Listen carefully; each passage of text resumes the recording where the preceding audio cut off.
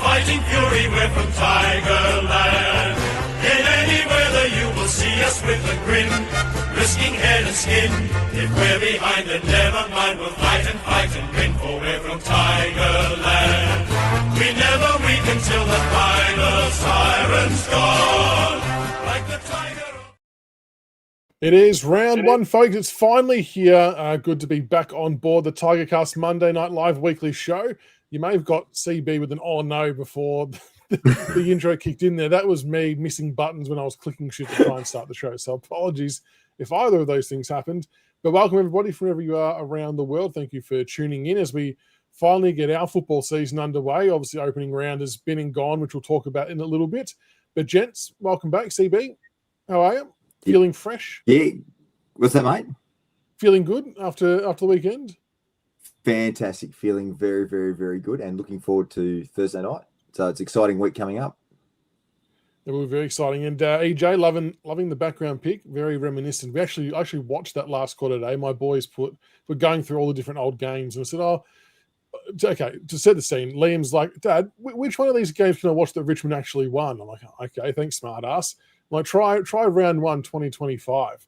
And he's halfway through. He's like, are you sure we won? I'm like, just trust me. Just trust me. And then, yeah, backflip comes out. How are you, mate? You going well? Going well. Can you hear me, CB? Just. Yeah. And also, we might have heard an "oh no" from CB. Let's just be thankful that the previous 30 seconds audio wasn't available to the general public. Well, wait. He's just straight onto the bus, straight up. So, hello, everyone. Yeah, we can't even reverse over that, I don't think. I think we just have to leave that one at the door. Yes, correct. I'm not sure what else to add to that one. Grok, how are you, mate? Good to have you. Yeah, going well. How good was it after, it's been pretty good down my way for the last few days. It's been nice and peaceful and everyone's been put in their place. No nuffies out and about, so it's been nice, actually. What was the mood like in the lead up versus what it was like immediately post game? Was there a noticeable difference? Yeah, absolutely. There was always that air of expectation with Geelong, after the grand final. And they're always, as much as I hate to say it, they're always thereabouts every year. So it was nice to see them actually cop a flogging to start the year off for once. So, no, it was absolutely brilliant. It was an interesting round, and I know it's a Richmond-centric show, but I do want to talk about opening round just quickly because I sort of felt that what we saw in a lot of those games is maybe a bit of a recipe of what we need to try and do for our game against Carlton, EJ, without having to go too much into results and things like that. What were some of your takeaways from what you had seen so far in opening round, more in regards to about how the game's been played? Yeah, I reckon you need speed. That's the overarching thing, isn't it? That's what I took from it too. Yeah. So,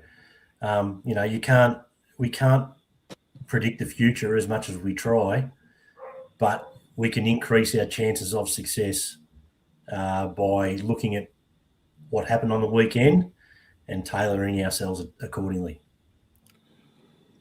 Does that mean we need to consider changing our plan of attack, CB? Like, do you think that we're maybe going to head into this round looking at plan A, but on the back of seeing some real life evidence of how the game's panned out? Do you reckon there's maybe having to be a shift of what we were planning on doing, or do you reckon we'll just forge ahead with whatever our plan was, no matter what? I've got 3 dilemmas. One of them you know about, like trying to work out who gets the wing spot. Yep. And now, if we go Bolton, if we go Bolton, Miller, Gibcus, or Bolton, Miller, Broad, are we too heavy, too tall in the back line?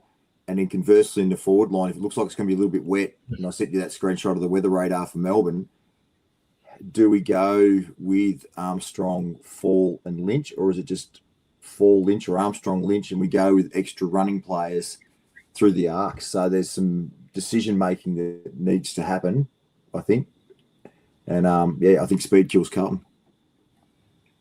Seems to be the recipe for all games, doesn't it, Grok? And I know as much as I think we all as a collective supporter base, maybe even AFL-wide, don't like the concept of opening round, if the small win will be we maybe get a chance, and other teams as well, get to learn something ahead of our first game and can maybe tweak or do things a little bit differently before we get to set foot on the field.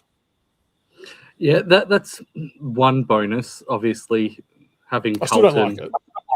Yeah, I mean, having Carlton playing. Can you guys hear me? My computer just did a little bit of Yeah. Oh, Yeah, no, he's yeah, not CB. Yeah, we can hear you. Yeah. I can hear you. You're on about CB. Yeah. I think because it switched to battery saver mode. No, obviously, Carlton played earlier in the week last week, so having that extra week to see what Carlton were doing, how they were structured. Obviously, they lost some key personnel in De Koning, and they lost Silvani as well. So it was interesting to see how they were going to play and how they were going to line up. So we would have gotten a lot out of that. And I think there were also a few other positives, not just for us, but also for opposition clubs. Like St Kilda, for example, had their highest ever home and away crowd in their history, which is fantastic for them, obviously, for a smaller club. So I think there were more positives, unless you were one of the losing sides and losing badly, Geelong, Carlton. Brisbane, I think the Harris Andrews one was ugly as well. So there were a few clubs out there that have been really reassessing where they were at after round one, after opening round already. Can you believe after how much stricter the MRO's gotten, EJ, with what they get people for? I cannot wrap my head around Harris Andrews doing what he did. He 100% knew what he was doing when he head checked to see where he was. Yeah. Maybe the argument is he wasn't trying to hit him in the head, but just don't throw the arm back if you don't know where it's going to land. It's just crazy. 100%. Yep, he can say that he wasn't looking as he threw it back, but as you say, he took that look, he knew he was there, and he made the choice. He made the choice to throw his arm back, so all responsibility is on him. I think they will try and appeal. I don't know. Have they announced it or not? Yeah, I don't know. I know he got 3 but I'm weeks. not sure if there's an appeal. I haven't heard yet. Yeah, right. Yeah, they got given an extra day because of the public holiday, so they can Okay. announce it as of tomorrow. I believe they'll probably appeal that one and try and not beat it, but get it down to 2. And RC Centre, you're bang on as well. The Zach Bailey one was equally as stupid. It's like, is it just their competitive nature's coming out all in a big rush in their first game? But they've just got to be a bit better. And Nick makes a really good point. Media difference, Andrews and Lynch. I think a lot of Richmond supporters sometimes think and feel that. And James Racing and a few others have said they're appealing 2 of the 3 bans, EJ. Yeah, well, it would have to be the Bailey one that they're not appealing because that was deliberate. I mean, looking at the Harris Andrews one, that should be similar to Basher Hooley on Jed Lamb. Well, it is because Hooley got 4. Should have been 4. Yep, should have been 4 weeks, same as Hooley. Yeah, the guy that Hooley hit was knocked out cold. He wasn't knocked out, passed out on the floor. 1 week difference between the 2, I can live with that. I'm not going to lose my mind over that. But look, it was good to learn a bit from the opening round, and we've obviously got our own game coming up. Before we get to our game, though, for the preview, I don't think we had reconvened since the latest update on. We're going to go through the injury report because that come out today. But I think before I start at the top of the list, I don't think we spoke since the more frequent update of Josh Smiley's news, which was obviously really shattering for the kid. And I think, yeah, again, first and foremost, we want to make sure that he's doing well, and we can't wait to see him get back. But what a blow for him to get through all that and to sort of retweak something. And at least it wasn't the surgery part of the injury, which is good. But yeah, it looks like that's going to be maybe mid-year at best. We sort of see Smiley do any sort of form of VFL stuff, but just shattered for the kid, I think, is the main thing. And CB, I know that you're a bit fiery about this one. I'm not laughing about Smiley. I'm just Campbell. You actually got to mention last week. I think I abused you in last week's show. So I'm glad you're backing him in this year because you cost me last year, you son of a gun. So don't worry, I remember. Yeah, he did. Hand on heart, Campbell. He actually did reference that last week. Yeah, but Smiley, how are you feeling about him and where he's positioned? The problem with Smile is they keep saying it's not the same injury. They keep saying it's a new one. Have I got that right, boys? Yeah, it's not So it's a not an repeat of the aggravation of the existing previous. one, They're saying which is it's good. But how many different? It's the same quad. So I don't understand it. Serpel explained it very well today, actually. Okay. Oh, what did he say? I didn't actually see the footage. I'm just going off the I'm no report. tech guy, but he kind of said that it's not the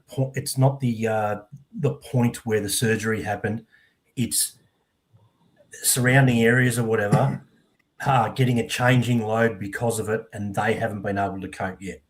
So Right, okay. he went in, and I explained a lot better than what I just did, but he went into it. So there's mechanics that have changed because of the surgery and things like that. So, but he was at pains to point out, and I think it was a good thing to say, because we're all getting frustrated. I'm sure no one's more frustrated than Smiley himself, right? 100%. But he said, we got to think back to Grimes, Asprey, Cochin. It's not the end of the world. We know it's frustrating, but we're trying to do the right thing to make sure long term that it works out, et cetera, et cetera. So we just got to wait, I suppose. And we will, and yeah, it's frustrating, isn't it, Grock? But it'll be worth it. I think long run, it'll be worth it. And yeah, you just want Smiley to be in the best headspace possible to go through his recovery and get himself right. Yeah, absolutely. And I feel a little bad because when the news came out last week and we talked about it, I mentioned on the podcast that I'm expecting another delay. Like just with Smiley, you just knew the penny was going to drop and there was going to be another setback. The big issue that I have with it, and a lot of other people that I've read, was the difference in messaging between what Uze said at 7 a.m. on SEN and the report that came out at 5 p.m. the same day, where Uze said he was a couple of weeks away, and then the report coming out saying no, it's 6 to 10, and apparently it had happened the week prior. So they knew that there was a setback, but obviously there was miscommunication. Either Uze wasn't being honest, or they kept Uze out of the loop, or I don't know what. But that Tuesday when it came out, that really irritated me, and I think it irritated a lot of other supporters, especially given this whole situation with Smiley, where a lot of supporters have felt that the club haven't been entirely transparent with the whole situation. Obviously, there was the caseload and everything last year, and the fact that he's only played 4 VFL games since he's joined in 18 months. I think that was where the biggest issues and the biggest backlash to the club came from. Obviously, and Serpel, I don't think the criticism of Serpel has been unfair, given that a lot of our older players that have been injury prone, Prestia, Lynch, Hopper, well, not so much Prestia, but Lynch and Hopper and everyone, they're getting on the park. They're staying on the park. They've had full pre-seasons and stuff like that. So I'd be more concerned if it was the already injured players that were, or the injury-prone players, the older players that were getting constant setbacks. But it's the younger players, which is going to happen with, workload and everything as well. So I don't think anyone can pin it on Serpel. No, and at the end of the day, there's probably three. I think there's 3 or 4 other clubs with a longer injury list than ours. So whilst it's still shit, no matter what club you are supporting, there are teams worse off. But we all feel, I suppose, the frustrations in different ways because we just want to see them all playing. And as do the club and as do the players. So yeah, hopefully that all gets sorted soon. CB. Just on Dion Prestia, I think the injury report said he was a week away, so he might start coming to some contention around round 2 or 3. Yeah. The way Collingwood used Scott Pendlebury on the weekend as a 10-minute impact player per quarter, is that food for thought on Dion down the line? Because remember, EJ, we thought Cochin his last year would have been the ideal bloke to be the sub to come in with the heat. So is Dion our version of Pendlebury? Can he come in and have that 10-minute impact at the end of each quarter? It's interesting. I like that they've taken another week with him to get it right. But yeah, maybe when he comes in, if it's round 2, round 3, whatever it might be. That was interesting how Collingwood did use Pendles, and maybe it is something to consider. Yeah, it was. It was good. It was good. I'll go through the rest of the injury list quickly before we preview the big game. Noel Bolter, hamstring is available, which is great news. There's nothing really much to report there other than he got through training, that he's going to be in discussion on the selection table, which is fantastic. Nick Voston conditioning is a test. So he got through everything he needed to get through training today, and he'll be another one that's on the selection table. I'll probably circle back to him shortly. Hayes Brown, patella tendon available. So really good to hear we've got Hayes Brown back on deck for selection for whether it be at AFL, VFL, whatever it might be. Prestia 1 week, as CB mentioned. Samson Ryan 3 to 4 weeks with his foot. He did start his first little bit of match play this weekend. So they're just, sort of eyeing off round 3 or 4 to return to proper play. Smiley 6 to 10 weeks, for the quad. Taj Houghton hip TBC. And they actually made note as well that it's a bit of a rarer injury. They did scour the rest of the AFL to see if there was any other similar injuries from other clubs, and they didn't really find anything. So I guess they're going to step their way through that one really carefully and ask whoever they need to ask. So hopefully Taj is back on track shortly. Tom Sims foot TBC. He's chipping away at rehab. He's running. He's running, which is good. But I think to Serple's point for that one, that because of the nature of the injury, he's actually obviously missed the whole running component of pre-season. So he'll have to do some type of mini pre-season when he is able to run it at full power. So I still feel like that's a mid-year type scenario for him, but possibly. Sam Cumming, TBC with a shoulder. They're going to try and do some strengthening work and then assess from there. And Juddy Clark, ACL, 8 months in. It probably hasn't gone quick for him, no doubt, but it feels like it's gone quick from the outside looking in. They were going to send him off to the Middle East, but that's now no longer happening for obvious reasons. And hopefully they can find something else for him to do in the next little while. But I'm really keen to see Juddy Clark play football again this year. But before we step into the preview side of things, the Nick Voston one, how do you all feel about him and his availability to play? I know he's seasoned, he's a veteran, he's done pre-season before. I just still don't know, and I guess the topic of conversation will be, has he done enough of the pre-season to get through a 4-quarter game? And is his body allowing him to get through with those self-proclaimed niggles that he was having and things like that? CB. Can he be our Scott Pendlebury this week? Just give him 10 minutes of game time per quarter this week and ease him into the season. Maybe, but then will that throw any balance out if we were going to do that with a second ruckman, for example? Don't know, but you can put an extra. You've still got guys like Luke Traynor that can play in the half back line, Banks, Short. There's a number of blokes can run off that half back line, and he can just, I don't know, get his game time. I don't know. Just thoughts. If he's fit, ready to go, he plays, EJ. I think it's simple, but it's trying to establish out of 100, how fit is he? Or what are you prepared to play him at? How fit does he need to be? He doesn't need to be 100% fit. He's smart. He's a smart player. Hardly anyone ever is 100% fit for most of an AFL season. But jeez. Right, that'll do me. Very good, Grace. Yeah. So he's in my side. I've done a side on the Tigercast website, and I found it really, really hard to pick a side, and I felt really bad leaving players out. But he made my squad. So, all right. Well, we'll lead into the preview of the round 1 game, because that will be a point of contention when picking our side, which is going to take up a fair chunk of time, I imagine. But since we don't have a game to review, we are going to give Aussie Ringwood the preview show segment. So make sure if you do have a home loan or a personal loan need, that you do hit up Luke at Aussie Ringwoods. You can be anywhere in Australia, and Aussie Ringwood can help you out. They can do it by Teams, on phone, email, and there's no out-of-pocket charges. So if you are looking to improve your home loan rates, or you might even get some money back or refinance, hit Luke up. He's a Mad Tiger supporter, and you'll be more than happy to help you out. Massive game, round 1. We are here again, gents. It's finally here after what feels like the longest preseason of all time. But I still feel like we sit here today with more questions than answers in regards to who is going to set foot on the field on Thursday night. And there's some spots that have definitely picked themselves, but I think there's a lot of other spots, maybe in particular the back half of the ground and onto the wings, that maybe aren't as straightforward. So I'm going to bring up the team selector, and we're going to try and, this is going to be interesting, we're going to try and step our way through picking a starting 23. I have to make sure I get the wording right. It's not best 23 because a best 23 would include a Taj Houghton and players like that who aren't available. It's a starting 23 for the Blues game. Is it maybe easier if we knock out some of the obvious ones first and then we can debate over the other ones? Ruck, we know it's going to be Nankervis. I don't think anyone's going to have too many issues there.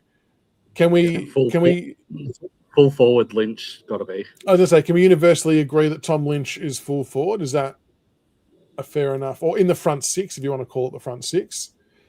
And would we also be in agreement that Ben Miller would be fullback?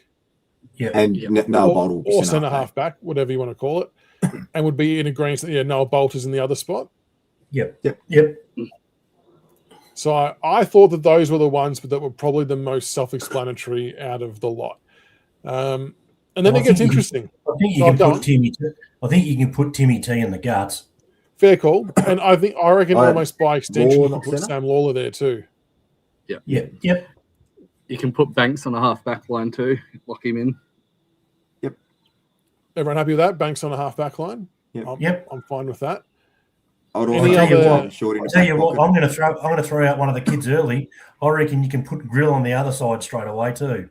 100%. Yep, put him in. Starting Grill on the your ground, half-back I would have had him on the bench. 100%. Yep. 100%. Put him in. You reckon he'll start on the field ahead of Let's Short, vote. ahead of Brown? No, Short will be in the back pocket. Well, wouldn't Broad or Vlosten be in the back pocket? Or we'll take both back pockets? I don't think Vlosten starts on the ground, mate. You reckon Vlosten starts on the bench? Yeah, I'd agree with that. I reckon the two back pockets will be Broad and Gibkiss, personally. Carlton have only got Harry Mackay as their main tall forward. I don't think with Miller and Bolter, given the height of Carlton's forward line, That's adequate coverage. I don't think we'll go with the. That's the problem we've got. The dilemma. I think Jaden Short's a Monty, mate. He's playing. There is no way he's not playing. We're talking about leaving players out. I didn't get Gibkiss into the side. I didn't either, and it was purely because of matchups. Yes. We don't that's need a third defender because we're probably going to play Campbell Gray, who can play there as well. It wouldn't make sense to play Miller, Bolter, Gibkiss, and Gray. I know Gray's going to do some other ruck work and stuff if the Melbourne game's anything to go by. Mm-hmm. But their forward line doesn't command having that tall of a back line. Yeah. And I know people want Gibkiss to play, and I totally get that. But there'll be other games he can play, and I think from a team balance perspective, it doesn't feel right. So, So we all agree, Grill half-back line? Yep. all right, I'll back his in. I think he'll definitely play. If I scroll past him. Oh, you've taken his magnet off the board. No, there it is. There he is. And I just reckon Jaden Short back pocket. He's a Monty. I had him on the bench, but that's okay. So I think one of these pockets, well, would we say that one of these pockets is going to be Broad? Yes. So then we're sort of then debating, is the other back pocket going to be Short or Vlosten, and the other one would start on the bench? Is that what I'm... I think Broad...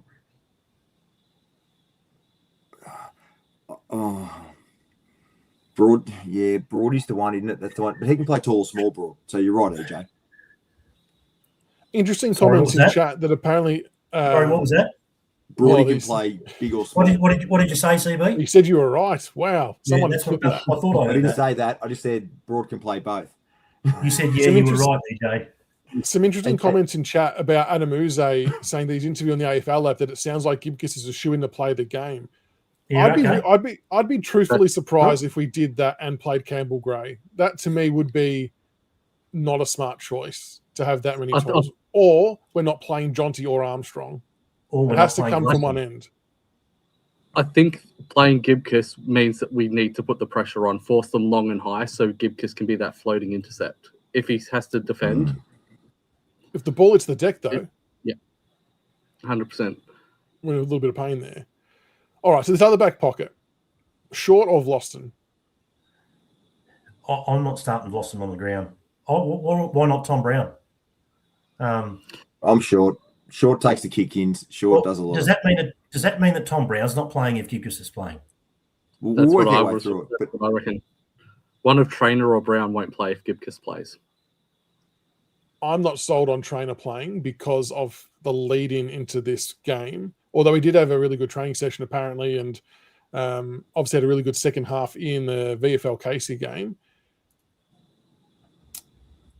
I agree that if Loston's just getting up for this, I don't mind him starting on the bench. I'm still not sure he'll get picked, to be totally honest. So who are we going to go? What if we put Vlosston on the bench as the certainty, because we think that will happen? Jaden Short hasn't started on a bench in 100 games. He's in our leadership, so yeah. Well, so I think that could be what. I'm going to put my boy up for selection. I think K-Mac's got a wing. Oh, he was my certainty. I was going to say that's another certainty. Put him in. Lock it in, Eddie. Kane McAuliffe on a wing. So the other wing spot, there's genuinely about 4 names. So for me, I think it's out of Sonzi, Hugo, Ralph Smith, Trezise, Rechko. I know some people might say Trainer, but I don't think that's going to happen. They just haven't at all hinted he will do anything other than play in the back line. So I can't buy into that one. Out of those, is there any other suitors? I'd love to see Jasper playing, but I can't see him getting ahead of those guys at the moment. Who would you have on the other wing? Are we going to universally agree here? I don't think to me, it's either Hugo or Sonzi. See, I'd much rather Rechko, to be honest. I think Rechko on my side, because what were we saying at the start of the game? At the start of the podcast, what was our learning out of the weekend? Right, Speed. It was about running and speed. Right, we know that Rechko can go all day, and we know that he's pretty quick. If we're picking for a style and to beat a side, because I'm sure we'll get into Carlton at some point. There are plenty of things I think to like about what Carlton did before half-time. You know, they're not hopeless, right? If we are picking for speed, it's Hugo. It's Rechko, because Rechko's a better skilled player than Hugo. Hugo's a trier, and he'll give you 100%. Quick. Yeah, but did I stutter? I said he's not as skilled as Rechko. Bigger body too with Rechko as well.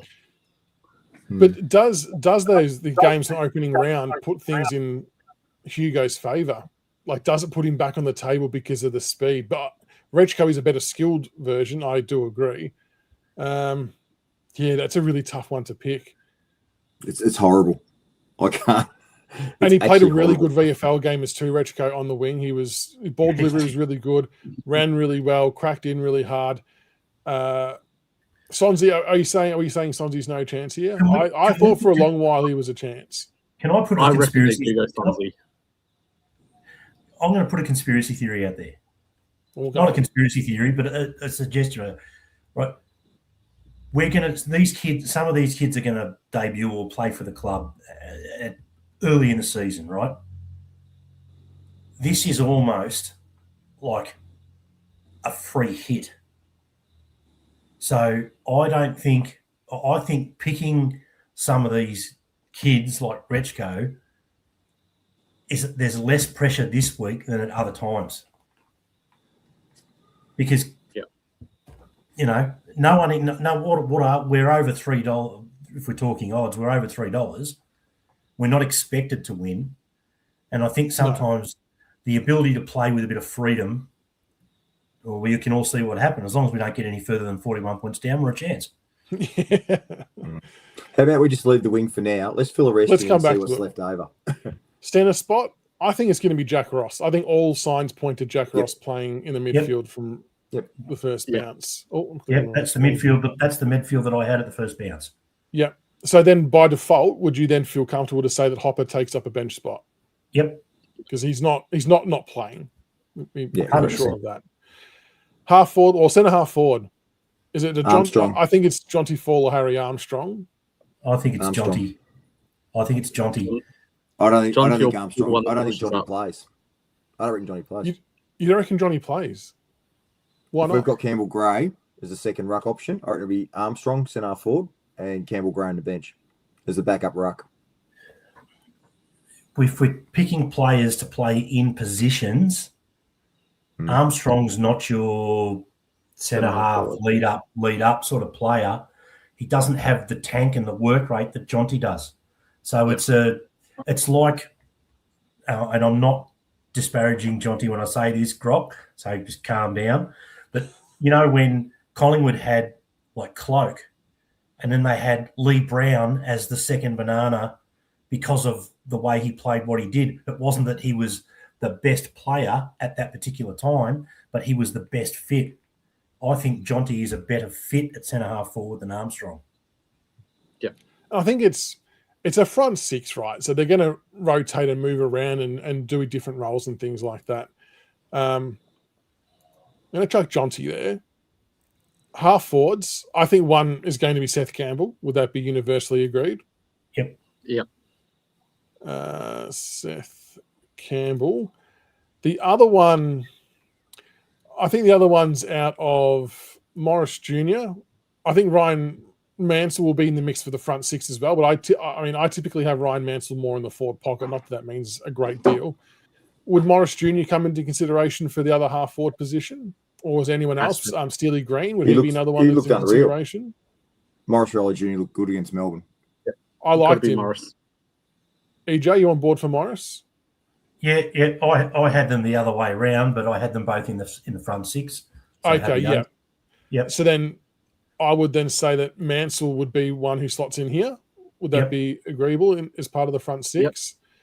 Yep. And so the final spot typically goes to Armstrong to have the three tools. Is that what we're thinking that we'll do? Or is there a weather element that might dictate that we won't do this? If we're playing Campbell Gray, does that change things if it's going to be a little bit wet and we've already got a guy who can play forward or back and ruck?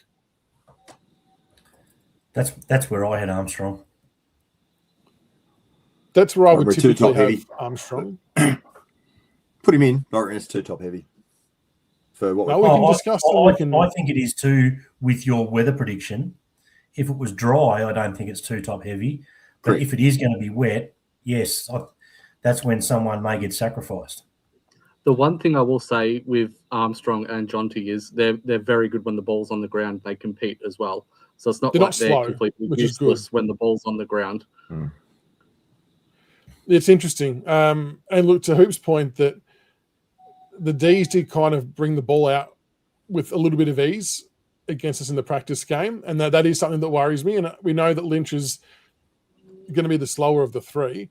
Jonty and Harry aren't slouches, though, it must be said. But I think there needs to be consideration around that from a match committee perspective, depending on conditions. And this is why, when you see that mix, this is why I find it hard to project Gibcus playing if we're assuming Campbell Gray's in. Are we going to lock Campbell Gray in from what we saw from the Melbourne game? On the bench.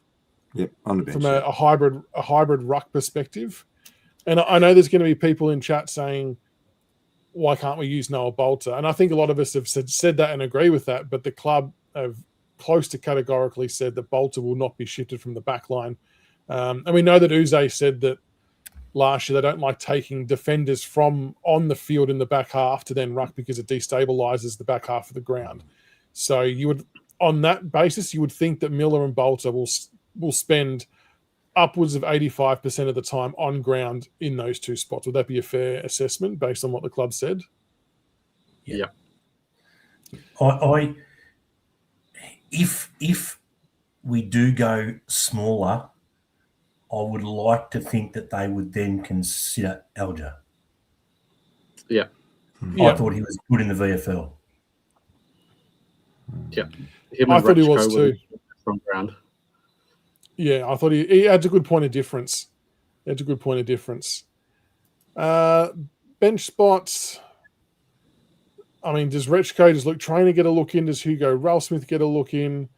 Gibcus, we've got two spots left. Tom Brown's one that we haven't really thrown up that you would think is He was on my bench.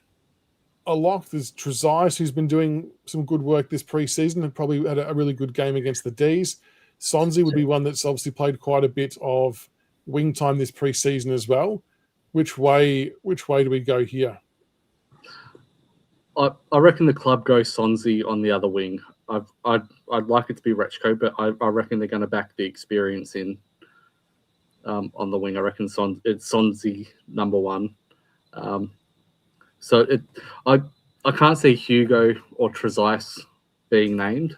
I just think with the way that they're going to play, Hugo more likely than Trezise. But yeah, I can't see those two really playing. So it's probably Brown, maybe as another ball user. I really can't see Trainer either.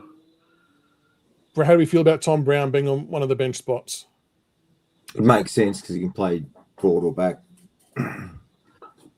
And you said you had him there as well, didn't you, EJ? Sorry, I was just doing some research behind for 5 seconds because someone was having a go at my pronunciation of Alger. Tom Brown, you had him on your interchange, didn't you? Yeah, bench. Yeah. So I think we'll lock that one in. The last bench spot, and then we're still got to find the other winger. What's easy to do first? Probably neither. Trezise, maybe? Yeah.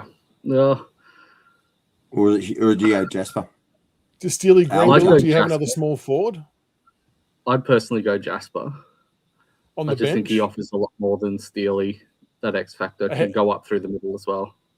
Ahead of Trezise. I know Trezise probably plays a little bit of a different role to what we would probably ask Jasper to play. But don't forget too, we can always move like Grill or Banks up further to fit Trezise in at halfback or Trainer or whoever or Tom Brown. What about Trainer? Where do we sit with him? Because I mean, he played the most games out of all the draftees last year, and I think the hard part for him is if we're just wanting to play him just in the back line, that it feels like we're really short on spots there. But he did play forward in some of the Melbourne game too. I don't think he's going to get a gig this week. No, I don't think either. I'm not sure he will either. Unless you put Broad on the bench and put one of the like a guy like Trainer on the back line. The last two spots, I'd probably go Alga and I'd go Sonzi. I think Sonzi will be on the side, whether he's the bench spot or not. Yeah, I've got Sonzi on the bench, but I can see him lining up on the wing. I think he will too because of the body of work in the position, and I think they'll back him in from a skill perspective to have an impact. But that's not to say, that someone like a Rechko can't come through and take the spot in a couple of weeks' time. Last bench spots, Jasper. Well, Hayes Brown won't get a gig because they'll have Campbell Gray doing the relief ruck duties, I reckon. So I'm not sure. A few people reckon the side's too tall. I think there's definitely an element that it could be too tall, but it's where do you take from? Who would go for the last? Unless the guy like Armstrong starts on the bench. I don't know.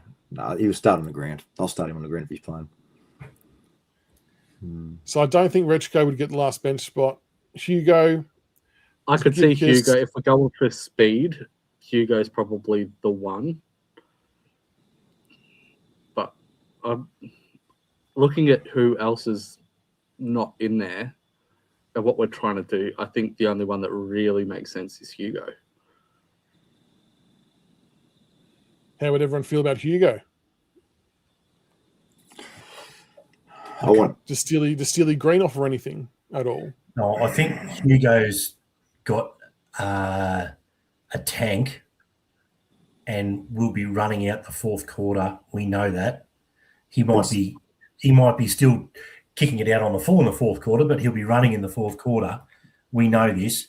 And someone like Steely, you're not going to back him to be as tanked up, and Hugo gives us Steely's pretty much a one position player more so than what Hugo is. Hugo can play back flank, play wing, play half forward at a pinch. I think that what was on display for opening round has almost forced the hand to play Hugo because it actually suits his playing style. Mm-hmm. The frenetic pace. And I think you almost just take the good with the bad on the skill side of things and back him in to improve as a player, which they obviously strive to do. But I just think the way the game's played or has been played that we've seen so far, I think it lends to his strengths from a running perspective that I think we will need, especially if we do go in with these tall players. We do need to then offset it somewhere at some point when we get him off the ground. So it's not an easy task though, picking a 23. It's And Sonzi, despite finishing second last, Sonzi can rotate on the ball too. During the preseason, actually played. He started in some centre bounces too. Exactly right, and this is why it's a little bit of an annoyance with Tash Houghton not playing and Sam Cumming not playing, because it does mean then, well, it's not annoying because it does create opportunity. So Kane McCall, if we know, can roll through the midfield for centre bounces. We know Sonzi can roll through. I think based on what we've just seen in opening round, that it really highlights for me personally that Morris Jr. and even Seth Campbell need to roll through there as well. I'm not saying for them to take 50 or 40% of the time away from other midfielders, but for at least 15, 20% just to add some speed on the ball, some speed at stoppage, chasing players, things like that. I reckon that we've now seen that is what most teams are going to go with. Do you reckon we'll see those guys roll through the middle at any point? We have to. I think Morris Shirley Jr. might. Yeah. I mean, we saw what McInerney did to Carlton as that high half forward pushing up through the midfield. He absolutely torched them. So if we can have one of our smalls do the same thing, push up, get them on the way back on the rebound with pace, I'd be looking, if I was Uze, I'd be telling MJ, that's what I want you to do. Get up the ground, get involved, use your foot skills, then torch them on the rebound. Plenty of ways that team can work, EJ. There's some players missing out too, and there's no real exact science to it, but how do you feel about the size of that team and what that could mean? When you look at the Blues lineup and you look at their forward line in particular, so they've got Harry Mackay down there, who obviously you got to pay him the respect he deserves being a big man. Who would you send to Harry? Would you give it to Miller or Bolter? They'll probably alternate, to be fair, at times, but if you had to pick one for Miller first crack. Miller first crack. And then if they were to go in with the same lineup as last week, Brody Kemp was the other key forward for them, and I think he's about 192 centimetres. So from that height perspective, most of those other guys would probably be an okay matchup and have him covered. Other than that, it's the mid-sized forwards and the small forward CB that can maybe cause us some headaches. Well, I call it the broad conundrum. It's just he can play tall or small, but he's really lost a yard. But I just don't know. It's that tall either end of the ground. That's where I'm just a bit uncertain on, if I'm honest with you. Being broad or Armstrong or forward. It's not easy. Pick your own team, guys. And it's again, you look at who's missing, what have you. It's not easy. But Carlton don't have a tall forward one. Bolter's only 194, not 195. Bolter. I don't have you. Yeah, but he's quick. Bolter's quick, so he can take the other tall. See, Carlton they've got Wiedering and they've got McGovern as their two talls, and the rest are medium-sized to small defenders. No Sard as well. Apparently, he'll be out with some hamstring soreness by the sounds of it. Yeah, that actually increases Carlton's chances of winning.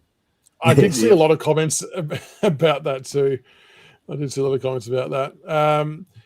So then, in terms of so they're big defenders. So we've got Mitch McGovern and Jacob Wiedering, who obviously one of them's going to go to Lynch, and then Jonty Fall or Harry Armstrong will get the other one. Yeah, Does that then maybe create a favourable matchup for a Harry Armstrong if he is the third tall? It maybe does in the air, but then how, in contrast, does that feel if the ball spends too much time on the deck when you've got like Ollie Florent and Young Williams, people like that? Is that where you want? How tall is Lewis Young? Oh, no, Lewis Young would be the other defender. He's 202 centimetres. He'd be another one that would take. They've got Harry Dean as well. Oh, he's on the bench, Harry Dean. So they'll probably go toe-to-toe with three big forwards, won't they? Yep. That's why I think having the three talls, we need to, with the way that the Blues structure up defensively, they play three talls. We've got to match some numbers. We saw playing one tall down against oppositions last year. St Kilda game was one example where they marked everything that went in there because they had the numbers. So we've got to match the tall for tall. Just on Rod Dudley's point. No, we're just talking matchups, mate. We're just trying to work out. But I think Broad and Hayward makes sense. But trying to negate small forwards has been a genuine problem for us because Broad and Vlossen have lost yards of pace. There's no shame in saying that. They're just getting older. Mansell went to the other end of the field, and Short's not what you would call a lockdown defender. So we have had a tendency to get exposed on opposition really good small forwards.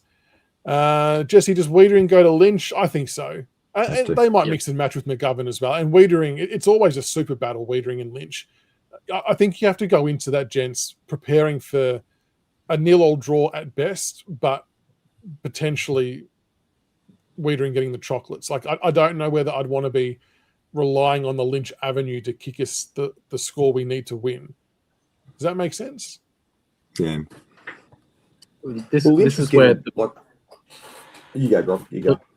The midfield is going to be where it's won. We look at the Sydney mids. They got forward. They torched the Blues on the outside going forward and hit the scoreboard. So we're going to need that from Ross and Taranto, Hopper to really go forward. Does the midfield worry you a little bit, EJ? The two going up against each other. So we've got Cripps in there for the Blues. Pitnet doing the ruck work. I think that'll be actually not a bad matchup for Nank. It's not that typical springy young ruckman, so that's a good thing. Sam Walsh, Ollie Hollands were in there. Hewitt will go through there as well. I mean, the Swans in the second half seem to just split them open with sheer speed, like the Chad Warner speed, the Goulden speed.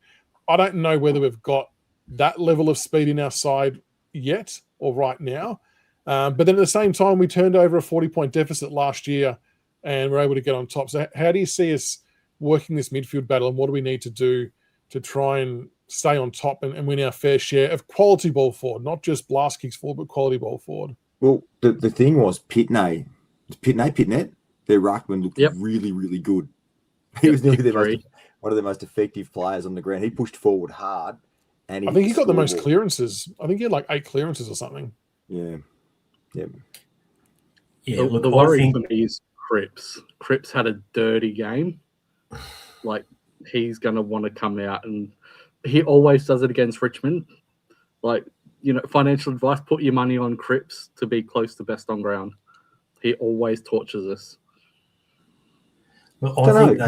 Hopper did a good job on him last 2 times he's played on him. Is that what you're going to say, Edge? Oh, no, it wasn't. I think Carlton have a really deep, industrious midfield. Hewitt is always productive. Walsh is always productive. Cripps, he's not going to have another dirty night. They can overpower us because they're all mature, physical players, and they're faster. Even though they're not a quick midfield, it's still faster than Taranto and Hopper, right? So what we're hoping for is that the explosiveness of a Lawler is actually something that they struggle to deal with. I'm really looking forward to Lawler in the guts. That's probably what my number one sort of watch will be on Thursday night. I'm really looking forward to seeing him operate in the guts. And it was exciting to see the article come out today. I think it was Josh Gabelich talking to Uze. That Lawler is going to be spending a lot more time in the midfield, which probably at one point heading into this preseason, I think we maybe all thought it was going to be the other way, that it might have been 60% forward, 40% mid, but it now seems like the narrative's flipped a bit. And that could be on the back of his really good work in the preseason, doing all of the work and showing really good form in the preseason games for the limited time that he played. But I too am looking forward to seeing him go head-to-head with Jager. I think that'll be a nice little story within a story. And yeah, we're going to need our mids to be right on top of their game, Grok. And it's not even the clearances, although it's a nicety to have. I think, as we've all seen, it's the two-way running. When we don't win the ball, when the ball's turned over, if we don't track back, we will get sliced, no matter what team we're playing against. If we don't track back, and that's probably the one thing for me that I felt the most concerned about in the Melbourne game, is I just didn't see that running back the other way. Maybe they were just trying to get through the last game. I don't know. But you'd want to see a bit of a different level of effort in that part of the game than what we've seen in pre-season so far. Otherwise, it could get nasty. Yeah, absolutely. That D's game especially in that second quarter. They just blew it open. The biggest thing was their spread from the contest. And as EJ mentioned earlier, Carlton aren't exactly a quick midfield, but they spread from the contest and the centre really, really quickly with Walsh, with Jagger, with Hewitt. They're very quickly often finding themselves in space for the handball. So that's something that we really need to watch out for. And again, putting pressure on the front of the contest, force them into that loopy handball or kicking it high if we do concede the clearance.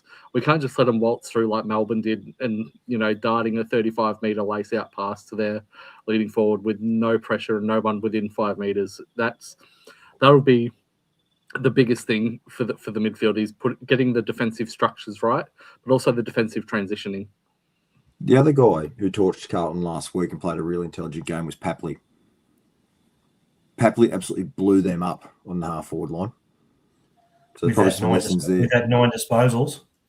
Mate, but he's running. He was playing limited minutes, wasn't he? He sort of was doing it penalty, wasn't he? Coming off. Yeah, 10 minutes, every quarter. Trash panda. Was he underdone? Was he underdone in the preseason? Yeah. Is that why? Okay. Yeah. Okay. Yeah. But do we have a Papley type? Like, he's got genuine speed and terrifies. I mean, is it Morris? I'm not at all trying to say that Morris Jr. is the equal of Tom Papley, but from a speed and pressure and perspective, is that what we want Morris to try and do? We need Seth Campbell to do that. Seth Campbell's the guy has to do that. Yes, Jesse said, why we don't see him in the guts. To break up, to use that speed in the second half of quarters, it would be great to see Seth in the middle because he is clean. He's very clean. I don't think some people don't realise how clean he is, and if he can get first possession and break from stoppage, that is something that Carlton won't be able to. They don't have the pace to go with that. We don't have many players that have that speed that can trouble Carlton, but he's one of them. Is there anything strategic in having our more grunt work midfielders do a lot of the heavier lifting in the first half and then introduce the speed in the second half if the Blues start to tire and then try and run them that way? Yeah, that's what I was getting at. In the second half of quarters. Yes. Yep. Yeah, it's going to be interesting to see what we do there. Any other matchups we need to talk about on this one? I think we've covered a lot of the big ones. I mean, their drive from the back half is probably going to now come from Florence and Zach Williams, I'm going to assume. I'm not sure who they're going to bring in for Sard. What do we need to do, I guess, from the forwards perspective to shut off the quick exit paths of opposition? Because the other thing I've really noticed is that teams can exit D50 really quickly against this, and it really helps them set up and transition down the ground, which then catches us off guard and out of position further down the ground. So what do we need to do to rectify some of that? Well, that's Mansell and MJ just being pressure beasts. Chase, hassle, tackle. Like, if we are going to go in with the 3 talls, that's the imperative part is that the smalls, if once the ball hits the ground, if we don't have first possession, once it hits the ground, is they've got to be right in the face, in the grill, or on the hammer of the Carlton defenders. The other thing is not to get sucked into the contest. Back your man downfield. Don't allow that, over the top handball when you overcommit, which has been a major problem for us with fast transitions. Is we'll have 2 or 3 players commit to the ball carrier, leaving 1 or 2 opposition free for the easy handball, and we're now caught out of position. So again, I think just backing yourself in a contest and not overcommitting will go a long way as well. And just making sure we get even numbers at the contest. I don't want to see another example of an opposition team having 7 players at a stoppage and we have 4 or 5, because that's just not going to cut it. You're going to get beaten time and time again. So I'm sure we will have gotten to work and hopefully identified a lot of those things to fix. But time for the prediction. I'll go. Look where the opposition ruckman is and don't kick it to him. I did laugh when we kicked it to Max Gawn. Every goddamn year we kick it to the tallest bloke on the ground. It's like, any danger of someone just running the other side and just going out that way? Well, pit net's there. Let's go the other way. Yeah, I'm sure we can't be the only team who does that. It's quite remarkable that it happens, though. But we are going to get everyone. Do you reckon Lynch is going to push higher up the ground now that he's had a good preseason? He's looking fitter than he has for the last couple of years. Will he be the guy that pushes up the ground higher like he used to and be that exit kick 70 metres out? And then we're back and the quicker guys behind him, Ben Fall and Armstrong? I don't think so, given that leaves Wiedering, because Wiedering will usually parks himself in defence. He doesn't push up the ground. That'll leave either Jonty or Harry against Wiedering, and I'm not too keen on that. Yeah, because that's what I wasn't sure whether is he going to try and drag Wiedering away from the goals to expose him a bit deeper. Be interesting to see what they do, with Lynch. I would keep him a little bit deeper and let the other younger two guys push up and be the outlet passes. But as long as, to EJ's point, for a lot of the weeks last year, that we make quick decisions when exiting the back half, just get into space, pull the trigger, and get the ball moving. If we hold on for too long, you don't want to let the Blues set up or any team set up. But let's get some tips, including margin. Everyone, send them through in chat. This year we are doing things a little bit different. So I did ask you all to send through, when I say you all, you gentlemen in the studio, to send through your tips and margin for this game. All of you. And no one copied, would you believe? No one copied. It was very close, though. It was very close. And what we're going to do this year, we're actually going to keep track of the tipping. And each week, I'm also going to enlist a Tigercast member to give their prediction as well. And if the Tigercast member gets the winning team right and is the closest to the margin, they'll win themselves $10. And if they don't get it this week, it'll jackpot the 20 next week. So it's the Tigercast member versus us in studio. So Grok, you've gone Blues by 21. CB, Blues by 26. EJ, Blues by 23. Gents, you're just not feeling it. The contest, the midfield, I think, that's what scares me. I'm always happy to be wrong. I'm always happy to be wrong. Fair enough. Yeah, I've gone the Tigers by 12. I think I like our matchup of defenders on their key forwards in particular. The midfield is a little bit of the concern, but I'm feeling it. I'm feeling we could get them. Yeah, look, it's not beyond the realms of possibility. I've just been a realist. I mean, Carlton should beat us, and if they, from where they are, where their list is at, their profile, everything else like that, right? But you've seen Carlton, if you're within 4 or 5 goals within half time, second year in a row, you can overrun them. So we're not out of it, but I'd rather be realistic. Or do you want me to just go Tigers by 80? I think what hurts as well though is them losing last week. I think sets ignites a fire under them a little bit, which is something we probably didn't want to have happen. But no, they're going to come to play, no doubt, and they are not going to want to have a repeat of last year. Maybe they took us easy last year. Maybe there was a bit of a mental thing going on because of all the narration about our season in the lead up. We caught them on the hop in the second half. They maybe thought the job was done. I don't know. But yeah. I saw a name in chat too, Sam Doherty. They're going to want to come out as well for having a former captain come out and say the comments. Yeah. Something. But so they are the tips and the margin. And what we're going to do now, I'm actually going to bring up the spin wheel to work out the next Tigercast member who's going to be picking for our second game against who we play second week, Gold Coast. So they can be on notice to make sure they get their tip and margin into us in time. So the next Tigercast. The other thing as well. Seb, you will be charged with giving me your tip, including margin, for the game against the Suns, representing the Tigercast members, with your chance to either potentially win $20 or $10 if it goes off this week. But come on, too, the Blues have had a hit out, so they've sort of against a very good team. So they've had a week to see what's works and what hasn't. We're coming in on our first game as well, so they're already one game in, and we're about to hit him in round 1. So it'll be tough. They've also got crazy Vossi still in the coach's box, so that's also a negative for Carlton. Crazy Vossi. He's got that rabbit in the headlight look. He's got no plan B, has he? When it goes to shit, he's like erudited. It's interesting. All right. Before we get stuck into the quiz, now, folks, you're going to want to hang around for this quiz at the end. It's a 10 question quiz, and I can hear the music in my ear. I'm sure you all can't, which is good. The winner of the quiz is going to receive a $99 Richmond FC membership, which is really, really a really awesome prize. And that's come about due to a poster on Big Footy, We Get Pumped, who had, I guess, some people reach out and help him in a time of need a little while ago in terms of being a member and getting the games and things like that. And he now wants to pay it forward. So he has been kind enough to purchase and donate a few club memberships, and we're going to give them away via different methods. So the quiz is going to come up shortly. It's a Cahoots quiz. So make sure you hang around for that for your chance to win a $99 club membership. I think it's for the home games, which is an awesome prize. But before we do that, come on, man.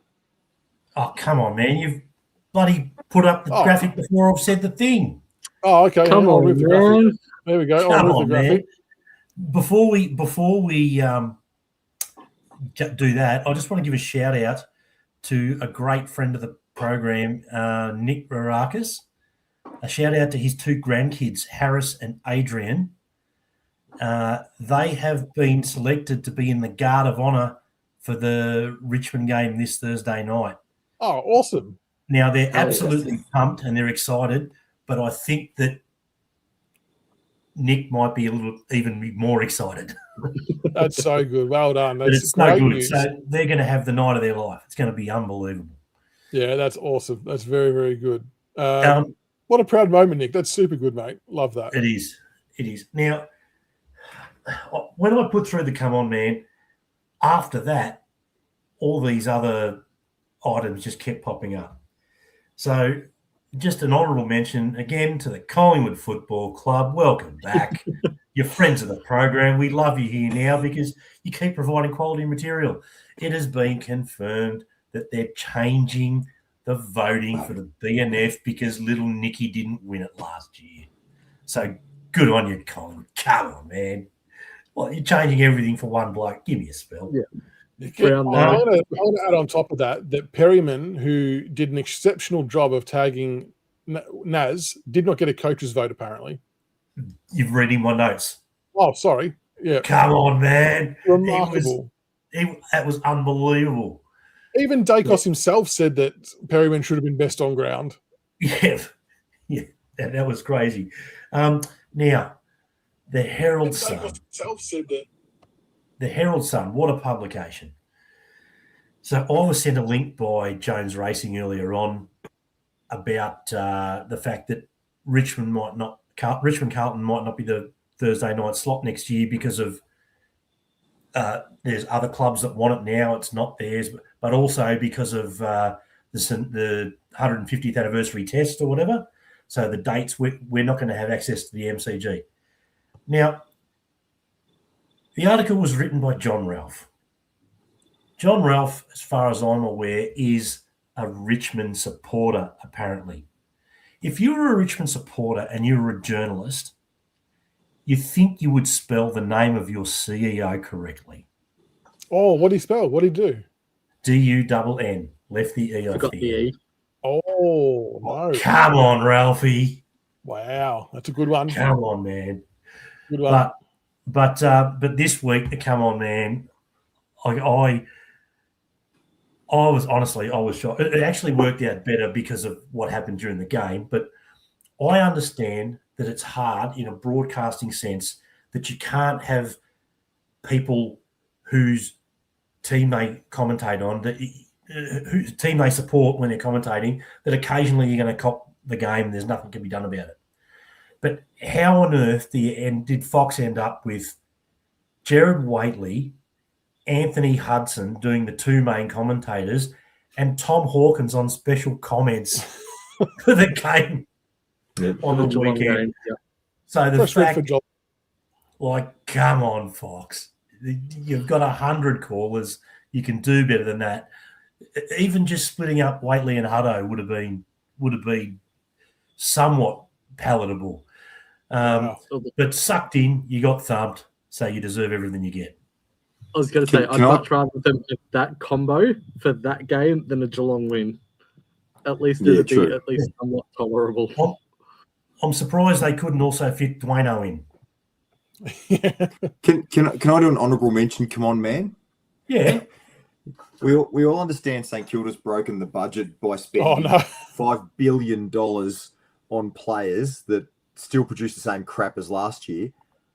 But clearly they put all the money into the playing group, and their pre-game entertainment is a little lackluster with the drum going knock knock. Did you see that? No, I've seen still shots, but I feel like I now need to go watch a video. Horrendous. It's the worst pre-game of anything I've ever seen in my life. So if the Saints can, I don't know, maybe get a raffle, meet tray raffle, something going on, because that was the worst pre-game entertainment I've ever seen. Some chick going, knock, knock. I think, Nick yeah, hitting the drum. Bad. Wow. Bad. I'll have to go find that now. That sounds like it'll be fun watching. All right, well, that is Come On Man for the week. And just remember as well, folks, if you do see or hear of a Come On Man that needs to be nominated during the week, tag us all on Twitter or Facebook, whatever you're on. It's always good to have a laugh and we can compile a bit of a list. But we're going to jump into the quiz now. There is the code. There is the code to join the Kahoot quiz. Like I said, the winner of tonight's quiz will get a $99 Richmond Football Club membership for the home games, which is an awesome prize. The quiz is based on Richmond and Carlton round 1 meetings over the years. So it is a bit of a trickier quiz. I thought it was tricky when I was putting it together. So make sure you jump in. While people are filing in to join in the quiz, feel free to send through some questions as well, folks. We'll answer some questions along the way as well in the lead up to the quiz kicking off. But just make sure you get a quick Come On Man for Jones Racing. Why is that? Friend of the program, great contributor. Sends me a lot of material that could be possible Come On Man nominations. But the 87 other sports that aren't football, like I got Come On Man's about Formula One today. Like, let's just stick to the footy. Just bloody Jones Racing. Come on, man. Speaking of Come On Mans, there was an article in the Western Australian during the week about Dennis Cometti. May he rest in peace, the great Dennis Cometti, where they put a poll saying, should Dennis Cometti have a state funeral? And imagine my surprise when there were 21% of people voting saying no. When you think of great Western Australians and people who've contributed to Australian, not just sport, but society, Dennis would be absolutely right up there with his sports calling, not just AFL, but people forget he was a really great cricket commentator as well. If anyone deserves a state funeral, it's Dennis Cometti. I would agree. If his family, if that was their wish and something they wanted, I think he should absolutely. That's staggering that there was no votes there. Jeez. Jones Racing wants to know, is umpire CB getting a debut this week? Surprisingly, there's actually an intra-club tomorrow, but given that the mighty Gormandale C Grades won promotion to Prem, I've got some cricket training. We've got first final this weekend, so I've got bigger priorities and being a fluoro green fly embryo. So, yeah. Make sure they hide the tables. That lacked courage. CB. Thinking of the children. All right, we'll start the quiz in a minute. Now, what you need to do as well, if you win the quiz, I want you just to screenshot just to make sure we know that it was all legit and you're the right person reaching out. And you will have to reach out to me on Twitter, on Facebook, because YouTube doesn't work as a private line of communication. So make sure the winner does message me to so we can organise the membership. All right, we'll get this. We'll be proud, CB. All right, we'll answer this one quickly. We'll answer this one quickly before we start about Burton. It was obviously good to get Burton signed. Yes. Do we see him potentially threatening for a spot? I'm not saying for round 1, but I thought his work in the VFL against Casey was really, really good. And I probably didn't expect to see him do that well forward of the ball because we've sort of typically heard and seen a lot of his work in the back line. But do you see him sort of pushing his case as the year gets on? Welcome, Sam Doherty, to the quiz.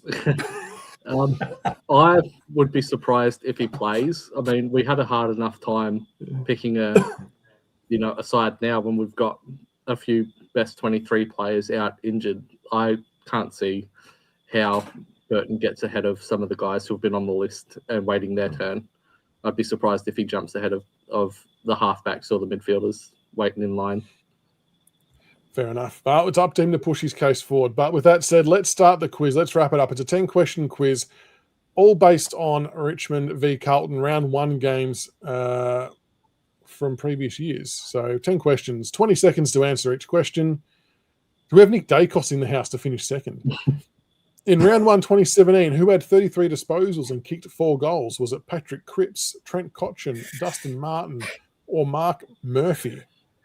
33 disposals. 2017, what a year. An unexpected year. And it all started in that corresponding game, round 1. Who are you thinking, gents? It's got to be Dusty, surely. Yeah. It was D. Martin, 3 votes. Yeah. 33 and 4. That's pretty impressive. 33 and 4. Jesus. All right. Icebreaker leading the way. Question number 2. Who took the most marks for Richmond in round 1, 2022 versus Carlton? Nick Vlaston, Nathan Broad, Tom Lynch, or Jason Castagna? Oh, Georgie. I'd love it to be George, but no. Who took the most marks? Who are you thinking, gents, while there's 6 seconds left? Tigger for me. Yeah.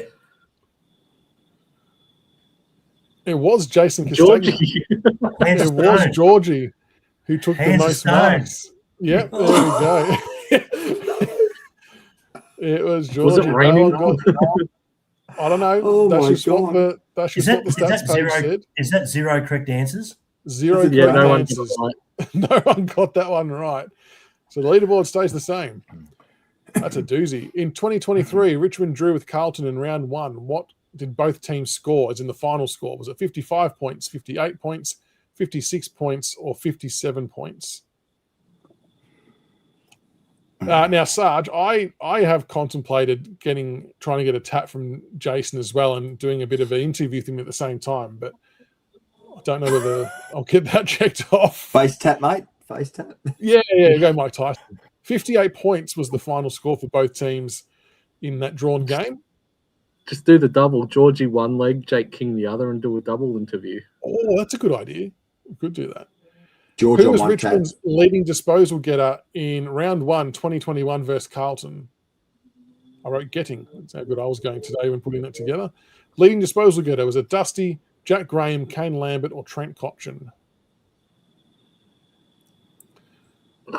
Who would you I'm say? going to wins? Lambo. I'm going to rough I'm him. going I'm Fridge. Lambo because I love him. I'm going Fridge, I reckon.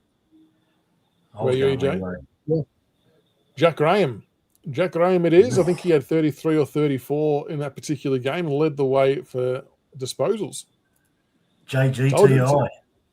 Jack Graham, that is. Jordan D JGTI. leading the way.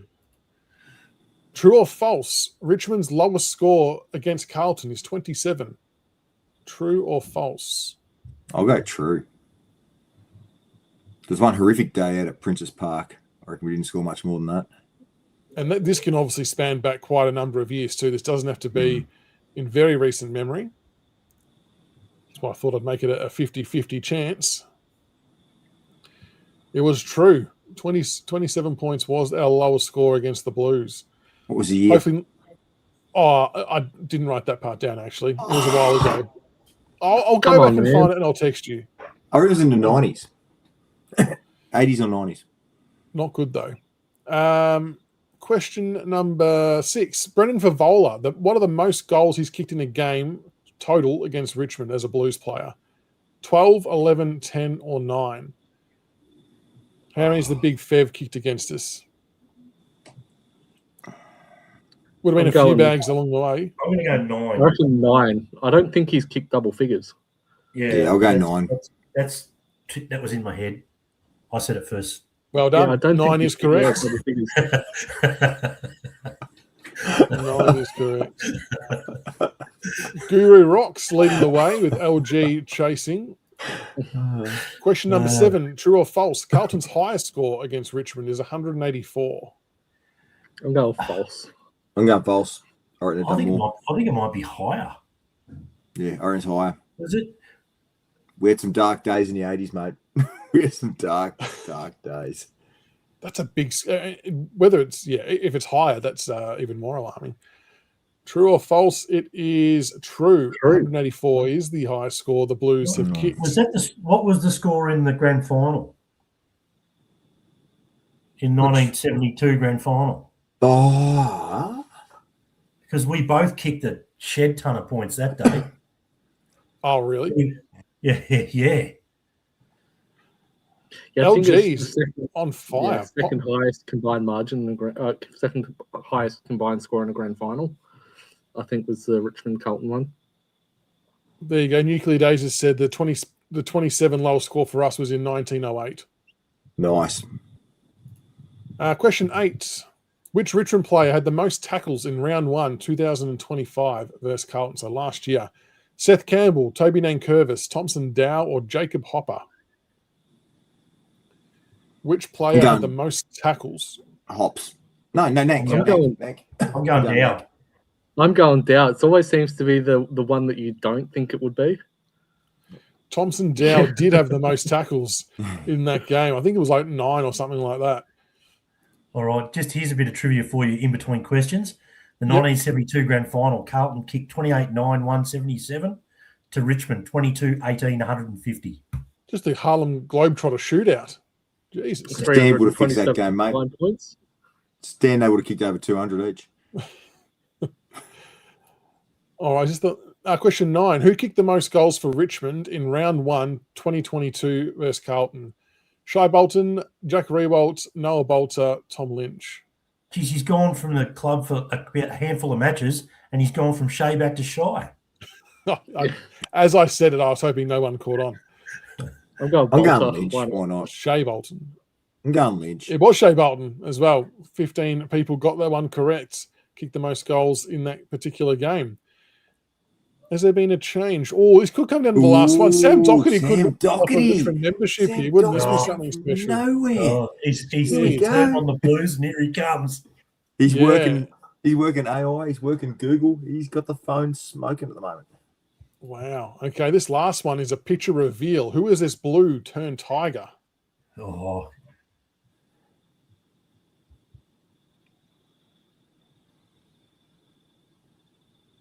Is it Grigg, Hampson, Collins, or Chris Bond? I mean, it was a 50-50 if you saw the Jeep logo. It was only going to be one of two. I didn't have many names I could use as options. I was like, I'll just... It was Sean Hampson. I almost said Sean Grigg. Sean Hampson. Hammer! So, third place. Surely Doherty got that. Surely Doherty YVZ got that. Tigers. Well, Doherty should have had that one. Second place, Guru Rocks, which means 6,211 points. Doherty. Oh, LG 77 won the quiz. Well done, LG. Sam Doherty come fourth. Slipped down. Must have got that one wrong, Doherty. Well done, LG 77. Congrats. Congratulations to you for winning. You have won yourself a $99 Richmond membership. So please shoot me a message on Facebook or Instagram or Twitter. So we can sort of verify who you are, etc., and then we can get that sorted. So congratulations. And thanks again to we are pumped for the memberships. Very, very appreciate it. We get pumped. We appreciate you paying some of those forward, and it's a good way to get some more Tigers to some more games. So there you go, gents. That is a wrap for the round 1 show for this week. Fingers crossed it all goes well. How many of you are going? Any of you going to the game? EJB there? I'm still deciding whether or not I want to get a ticket. A friend had a couple of tickets. He asked if I wanted it. I'm still thinking about it. But I hope we get up, just based on Dan Gorringe last week saying if Richmond knock off Carlton again, he's going to ask Andrew Dillon to ban him from all Carlton games for life.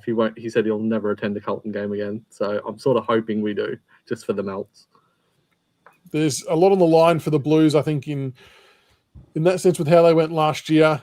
For us, it's another year of excitement and hope and everything like that. So we just want to see some fast ball movement, pressure, two-way running, all of those sort of basic things that will help hopefully get the job done. It'd be nice to kick a big score as well. Like big score, I'm not saying or expecting us to kick over 100, but you want to see in that high 70s, 80s, because it's something we didn't see too much of last year, and that would be a good progression. In terms of a meetup, yes, I am going to the game. I'm just trying to work out which gate my ticket is for. I think it's gate 1, but I have to double check that. I'll put something out on the socials. We might do like a pre-game show outside one of the gates, whether it's a live or whatever it might be. So if you do see me with a tripod or a camera, come and say good day and have a chat about all things Tigers pre-game. Maybe we do something post-game potentially, depending on the result. Hopefully we see some backflips.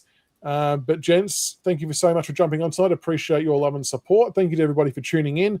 Make sure whatever platform you're on, you subscribe to the Tigercast, whether it's on YouTube. We're trying to get towards 5,000. If it's on Twitter or Facebook, whatever it might be.